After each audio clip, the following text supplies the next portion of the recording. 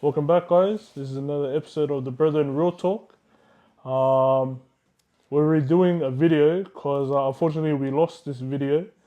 And yeah, so without further ado, welcome back to the Brethren. And this is another episode of Real Talk.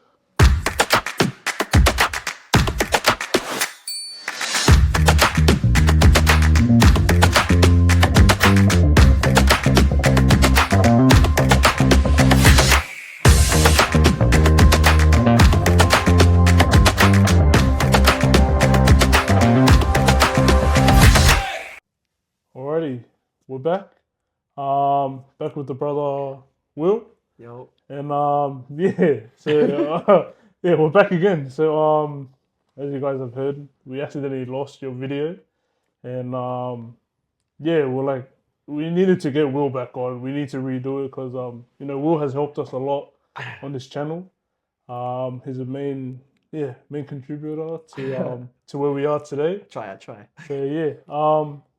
First off, can we just get to know you a little bit? Yep.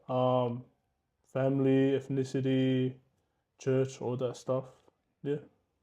Yes, so my full name is William Dale Mata. My background, my father is Cook Islander. He was born and raised in Hastings, New Zealand. So he's, I guess, more closer to his Kiwi side. My mom is Fijian, so I'm half Cookie, half Fijian. I attend Enmore Fijian. I grew up in that church, and I still attend there. It's that's home for me. And what was the other question? Yeah, just like your family Oh, family. and yeah, just like maybe upbringing as Okay. well, like your school and stuff. Yeah. Yeah. So there's dad and mom, obviously. I have an older brother named Brendan. Then it goes me, and then my younger sister Arietta, and then Vivian, who is the youngest. So two boys, two girls, and I'm the second oldest. Was born in Auburn Hospital and grew up in Maryland. Spent most of my life there before moving to Girraween or Pendle Hill, where I currently stay. And yeah, I attended Granville Boys, um, the notorious Granville Boys. And yeah, nah, shout out to the boys. Yeah, so you say you grew up in like Auburn, Granville, around those areas. Yeah, yeah. So knowing the history of Granville and those areas, how was it growing up like as a young, Pacifica kid? Ooh. How was it growing up in that type of area in that environment? Yeah, there was definitely it was fun. I Mm. enjoyed hanging around people of my culture, and especially specific Pacific Islanders, specific people who are the Yeah. Pacific Islanders. Yep. um, but yeah, just like getting along with people that understand your culture. You guys can joke around and stuff. You have a lot of things in common, such as sports and uh, being family oriented. So yeah, I really enjoyed that. Mm. Obviously, there was a lot of bad stuff as well growing up in the area, and also in school itself. But I feel like looking back now, it was good for me because it helped me build character and it made Mm. me who I am today. So you're half Fiji and half Cookie. Yeah. So being mixed, I know for me, like I'm full Tongan, so like Oh yeah. yeah, it's just the other way, Tongan. Yeah, but being like half caste, was it hard for you to find like where you were, where you stood? Were you more Cook Island, more Fijian, or if people ask you, "Oh, what are you?" "Oh, yeah, I'm just Fijian," or I'm just Cook Islander." How was that finding your identity, even though you're half caste? Good question. I always say I'm Cookie Fijian when people Mm. ask me. But growing up, because I was always closer to my mom, Mm. yeah, just I was always closer to my Fijian Yeah. side. So yeah, just with church, going to a Fijian church, hanging out with my cousins from my Fijian side. My mom would always take me and my siblings to events or functions. Yep. So that's how we got to know our Fijian culture and side more. With the cookie side, my dad's side, he wasn't really, I guess, he didn't really, wasn't exposing us to the culture like my mum was. Not that it was a bad thing, but yeah, I'm more closer to my Fijian side. But I'm still proud to be cookie as well, so Yeah. don't get me Up the wrong. cooks. Yeah, yeah, Yo, shout out to the cookies out there. yo, sicky. So also with your upbringing, um, so you say were you always a seventh day, like growing up? Yeah, I was born a Sevi. Seven? On my dad's side, I think third generation, and on my mom's side, I believe the same thing. Yeah. My grandfather and grandmother on my mom's side were Methodist, and then they converted. My mom and them were brought up, yeah, Seventh Day Adventist. So So yeah, was it how's your spiritual journey like uh, growing up? I know everything plays a factor into it. Your friends or other family members who aren't Seventh Day, and also like where you grew up, especially in Granville. yeah, So how was your spiritual life growing up? yeah. I think growing up, my spiritual journey was like I'd say it was more of just going to church with the Mm. family. I feel like everyone grows up like that. Like, you're somewhat, I guess, forced to go. Yeah. You might not want to go, but you still go with the family and stuff. I'll still attend church, but I'll be like um, looking forward to going to church actually Mm. to meet everyone and, just participate with the youth and stuff. But yeah, it was good. I feel like my parents played a big role in Mm. just me being involved in church and just trying to grow every every day, every week in Jesus. Um, we'd always have like morning devotion, Mm. evening devotion. They would teach us how to pray for our food and stuff before meals, and also just yeah, studying. I think the main thing that my dad would teach us was studying like the Bible. Mm. Um, and then he'd teach us from young. Like I still remember he'd be like, "Oh, okay, Willie, I want you to study Daniel 2, and then Mm. trying to come up with a Bible study for it." And I'd be like, "Oh man, okay." Yeah, literally. And I was like, Yeah. "Oh wow."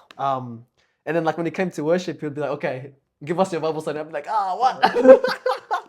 Biggest stitch up. But yeah, like I feel like all of those things, like played a big role.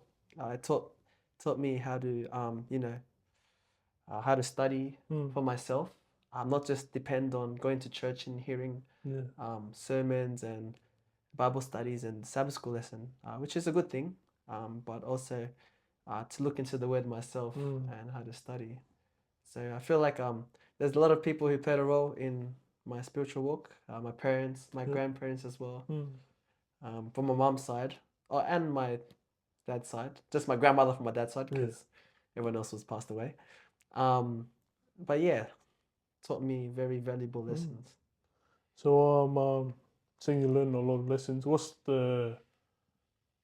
one lesson that you learned that you'll probably it will stick with you forever and you're willing to share? Faithfulness. Mm. Just, yeah. I just see that in my father's life, my grandfather's life. They're very strong in the faith, Mm. and like no matter what hardships they go through, they're still willing to serve the Lord.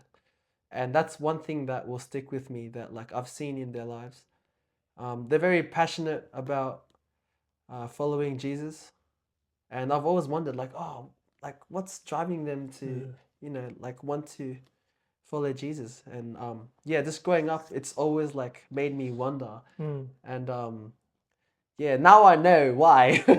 So yeah, I just following in their footsteps, like just being faithful and even in hard times being strong and like courageous, just keeping a very positive and Yeah. encouraging spirit, not just for myself, but like even for others, because I'm sure other people, like all of us, need Yeah. encouragement. So yeah, it's always been a thing for me, just hoping that I can use my personality or gifts to help others in that Mm. way, encouraging and keeping a bright environment. Yeah. Yeah, positive. Yeah. Because bro, this guy, He's always laughing Oh or no, talking. no. So if I'm anywhere else besides church and I hear this guy's laugh, I'm like, oh yeah, Willie's here. Oh And no. he's like, oh yeah, it's gonna be some laughing Oh today. man. Oh And no. so yeah, no, this guy he lives by what he's learned and what he wants to share with other people, which is good. So yeah, and I think recently you got baptized, Oh which yes. was a good blessing to witness. Yeah. Um, just want to ask, how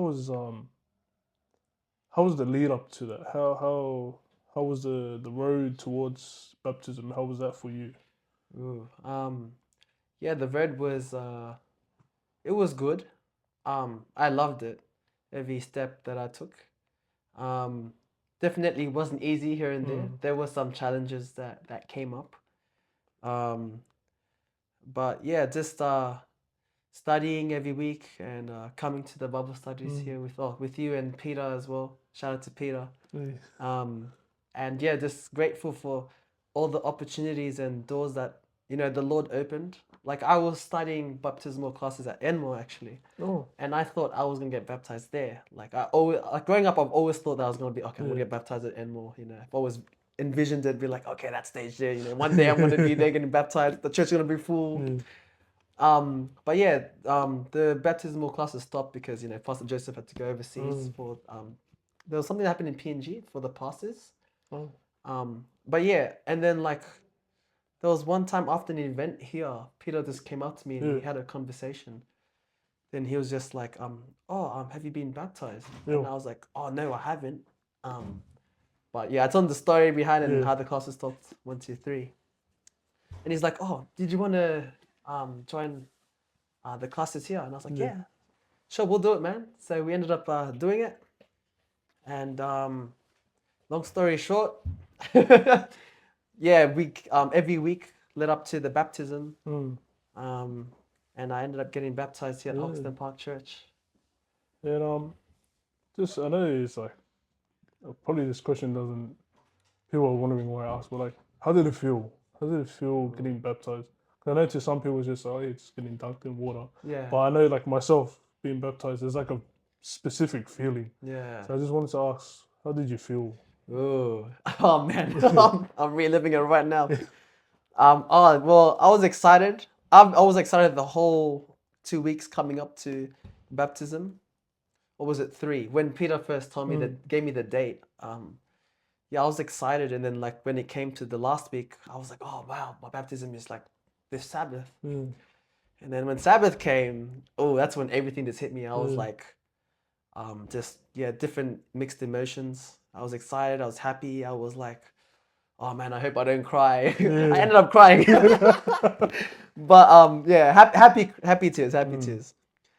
But yeah, like I just remember being uh very happy and very excited to give my life to Jesus, mm, and I was looking forward to the work that I'll be involved in, and where he'll be taking me, mm, and the outreach that I'll be involved in. So like all of this were going through my head, and I was just like, oh man, I'm excited yeah. now. And yeah, just walking up the steps behind the stage into the pool, I was like, oh wow, this is real, Yeah. man. This is real's happening. And yeah, I just remember coming down this like when you come down the steps into the pool, like looking at everyone, and like I think everyone was singing when I was coming, and oh man, it hit Mm, me. I was just like, I just felt yeah. like wow, I could really feel like just the presence of the Lord. Just he was just like, it's like he was looking at me and he was like, oh, I'm proud of you, Mm, sort of moment. Um, and yeah, I got into the pool. I was very honored and blessed to be baptized by Pastor Chris. Pastor Chris, shout out mm, to you. Um, yeah, no, Uncle Chris has been a big part in my life actually. Um, Growing up, he's always been there as a father figure, mm, a second father to me, and definitely one of the biggest spiritual leaders in my life. He's been giving me a lot of Bible studies, yeah. and he's also just been there supporting me. And yeah, it was just a huge honor to be Mm, just baptized by him, and also to have my brother Peter there yeah. as well. Like obviously with the Bible studies and support that he's Yeah. given along the way. So just seeing them there in the pool was just like, oh man, Yeah. it was like, far, I want to cry right now. But yeah, no, just went in, came back up. For those who saw the video who were there, like I actually slipped. So I went down, and then when I was coming up, I felt myself going back down. I was like, huh? I was like, is this part of it? And then when I came back up, I found out that Pastor Chris actually slipped, Yeah. and I was like, oh, okay, that explains it.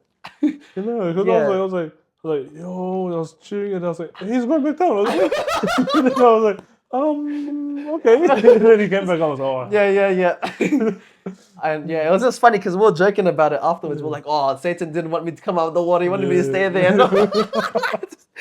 But I was like, oh yeah, I feel like it was a very iconic moment because like yeah, it's just very different to other baptisms. I don't think anyone has ever seen that happen before. Nah.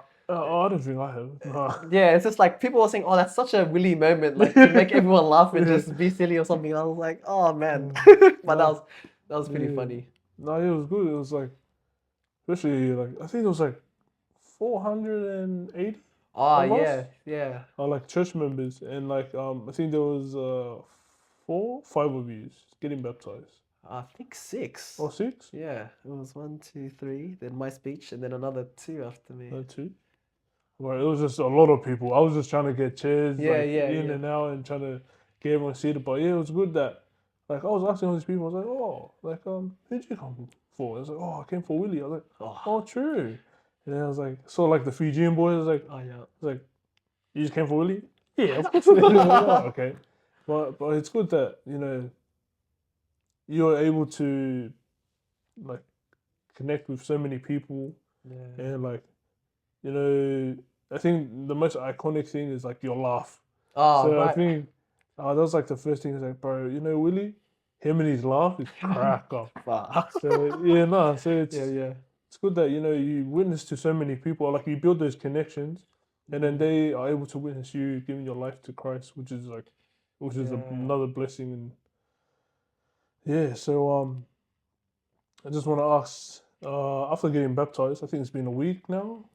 Yeah. Coming up to a week. Yeah, coming up to a week. So how has it been so far? Has it felt the same as before getting baptized? Have you felt more, say, under attack, or yeah, how was it?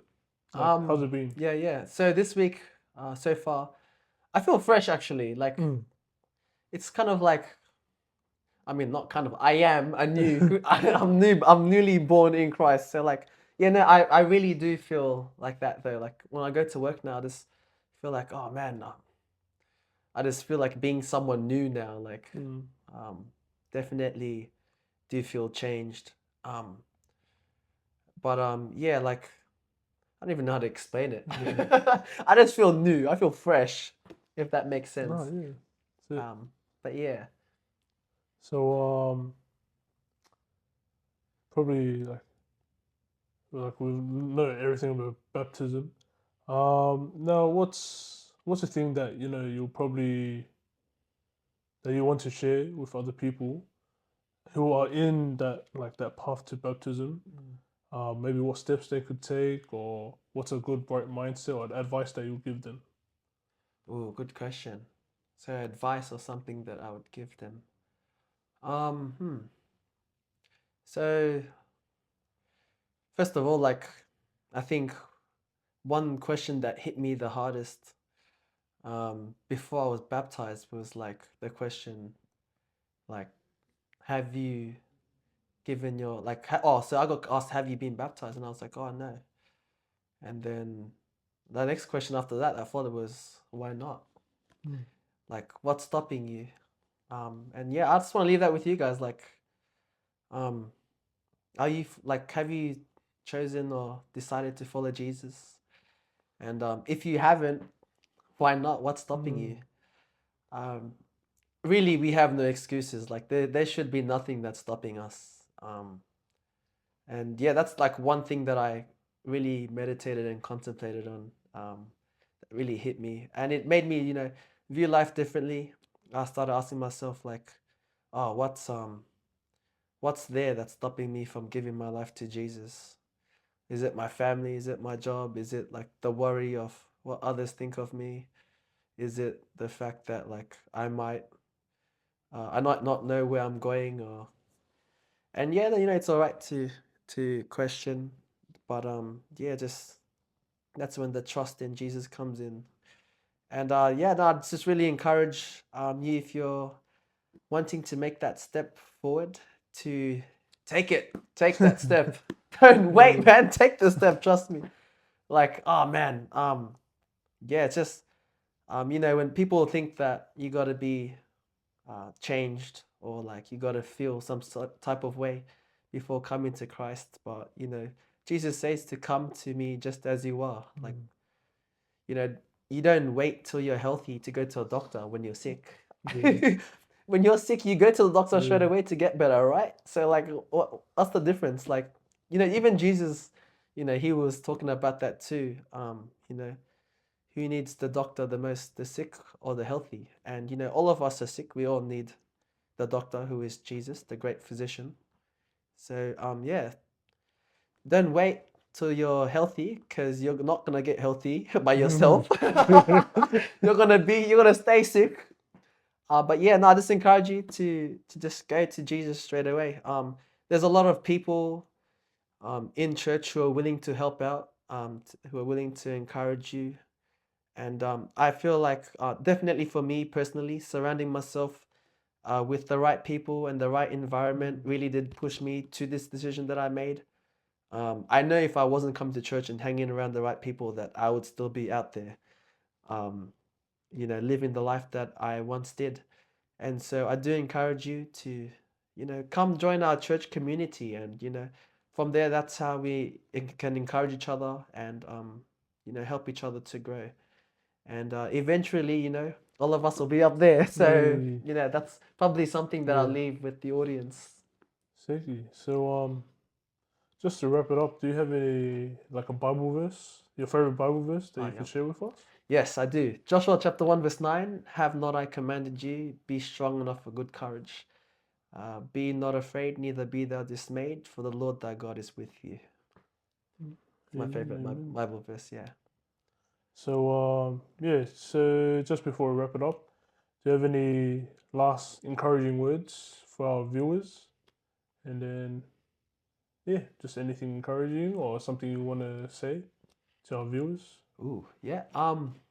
Well, make sure you guys like and subscribe to the Brethren channel.